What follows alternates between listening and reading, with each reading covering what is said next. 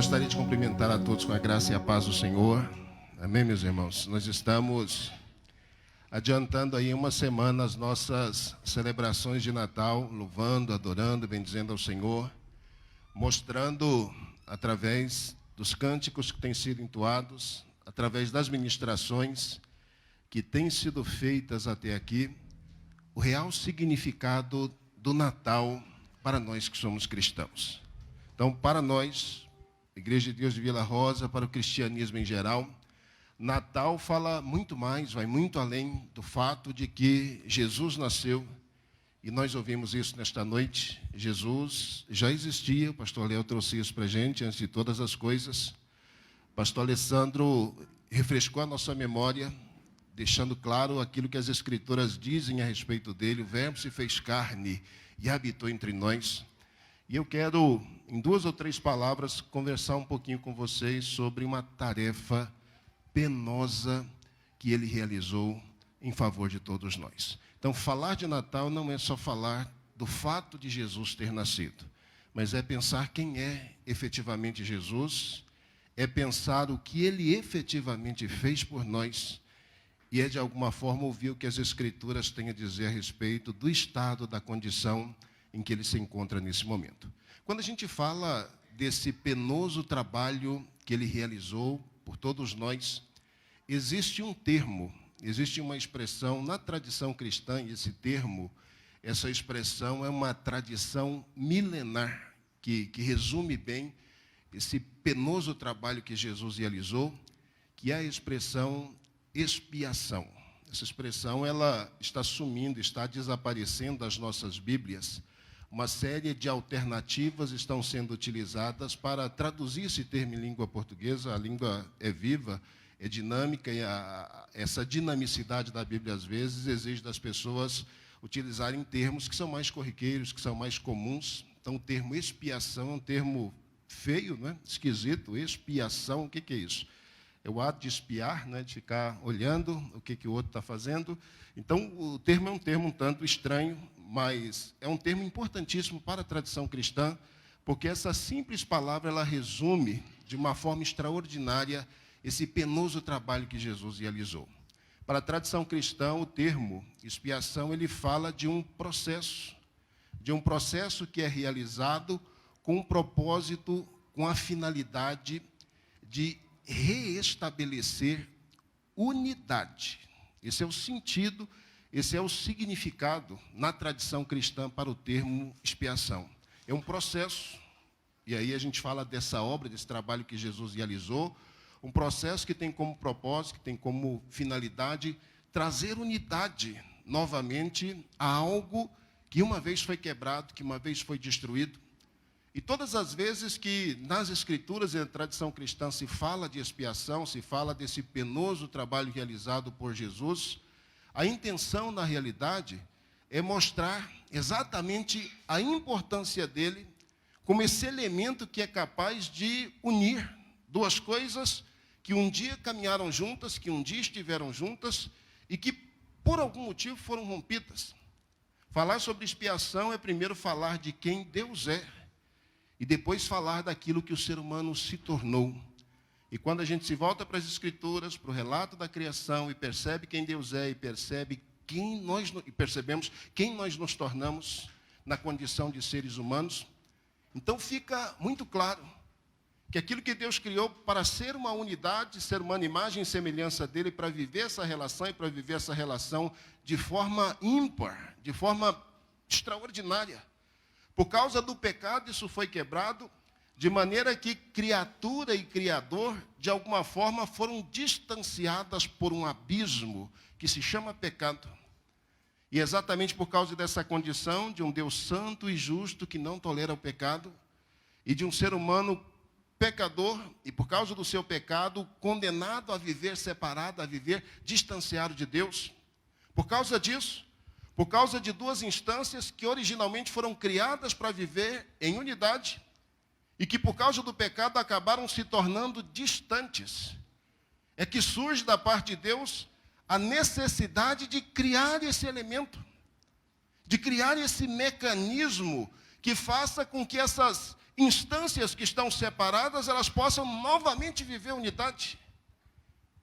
Então, quando a gente fala do penoso trabalho que Jesus realizou por todos nós, ele é um penoso trabalho exatamente por isso. Esse abismo que o pecado criou entre Deus e os seres humanos, era um abismo intransponível, um abismo, humanamente falando, impossível de ser transpassado, impossível de ser atravessado.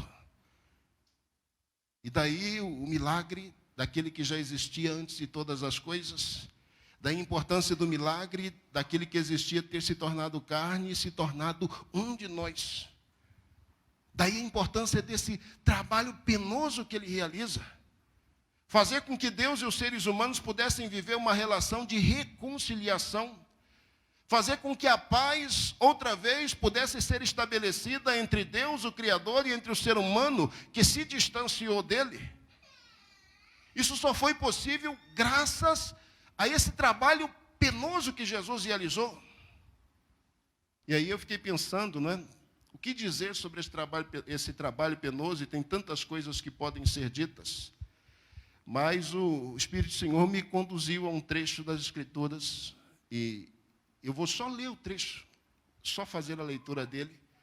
Porque dentre todos os textos que a gente tem nas Escrituras, Antigo ou Novo Testamento, essa referência aqui é a referência que traz da forma mais límpida possível, da forma mais clara possível, da forma mais extraordinária possível, o que seria realmente esse penoso trabalho que Jesus teria que fazer para trazer-nos novamente à presença do Criador. Eu poderia ler o julgamento de Jesus e os açoites de Jesus e a coroa de espinhos e a cruz, porque é ali que esse penoso trabalho se concretiza, mas o penoso trabalho vai para muito além disso. E esse livro, e esse trecho em particular que eu vou ler com vocês, ele fala exatamente a respeito disso. Então, eu e você hoje temos paz com Deus, diz as Escrituras, por causa de nosso Senhor Jesus Cristo. A paz foi restabelecida. A expiação foi aplicada uma vez, e por causa disso, você e Deus hoje podem ser um. Da mesma forma que Cristo disse, Pai, eu e o Senhor somos um, eles e eu, um também. Então, eles e o Senhor, todos nós somos um agora. A unidade foi estabelecida uma outra vez. Mas preste bem atenção nessa leitura. Porque essa leitura, essa visão, essa revelação que o profeta teve, ela descreve da forma mais extraordinária possível o preço que foi pago para que eu e você que estávamos afastados de Deus por causa do pecado, pudéssemos ter a paz restabelecida uma outra vez. Isaías capítulo 53. Eu quero fazer a leitura deste capítulo e vou apenas fazer a leitura, não vou tecer comentários, então eu gostaria que você prestasse bastante atenção nessa leitura, porque essa visão, essa profecia de Isaías, por si só, ela já fala do penoso trabalho que foi realizado. O texto diz o seguinte: quem creu naquilo que ouvimos, e a quem se revelou o braço de Adonai? Ele cresceu diante dele como renovo, como raiz em terra árida. Não tinha beleza nem esplendor que pudesse atrair o nosso olhar, nem formosura capaz de nos deleitar. Era desprezado e abandonado pelos homens, homem sujeito à dor, familiarizado com o sofrimento, como pessoa de quem todos escondem o rosto. Desprezado, não fazíamos caso nenhum dele. E, no entanto, eram nossos sofrimentos que ele levava sobre si, nossas dores que ele carregava. Mas nós o tínhamos como vítima do castigo, ferido por Deus e humilhado. Mas ele foi trespassado por causa das nossas transgressões, esmagado por causa das nossas iniquidades. O castigo que havia de trazer-nos a paz caiu sobre ele, e sim, por suas feridas fomos curados. Todos nós, como ovelhas, andávamos errantes, seguindo cada um o seu próprio caminho. Mas Adonai fez cair sobre ele a iniquidade de todos nós. Foi maltratado, mas livremente humilhou-se e não abriu a boca, como cordeiro conduzido ao matadouro, como ovelha que permanece muda na presença dos tosqueadores, ele não abriu a sua boca. Após detenção e julgamento, foi preso. Dentre os contemporâneos, quem se preocupou com o fato de ter sido cortado da terra dos vivos, de ter sido ferido pela transgressão do seu povo? Deram-lhe sepultura com os ímpios. Seu túmulo está com os ricos. Embora não tivesse praticado violência, nem houvesse engano algum em sua boca. Mas Adonai quis esmagá-lo pelo sofrimento. Porém, se ele oferece a sua vida como sacrifício expiatório, certamente verá uma descendência, prolongará seus dias e por meio dele o desígnio de Deus triunfará. Após o trabalho fatigante da sua alma, verá a luz e se fartará. Pelo seu conhecimento, o justo, meu servo, justificará a muitos e levará sobre si as suas transgressões. Eis porque lhes darei um quinhão entre as multidões. Com os fortes repartirá os despojos, visto que entregou-se a si mesmo à morte e foi contado entre os criminosos. Mas, na verdade, levou sobre si o pecado de muitos e pelos criminosos fez intercessão.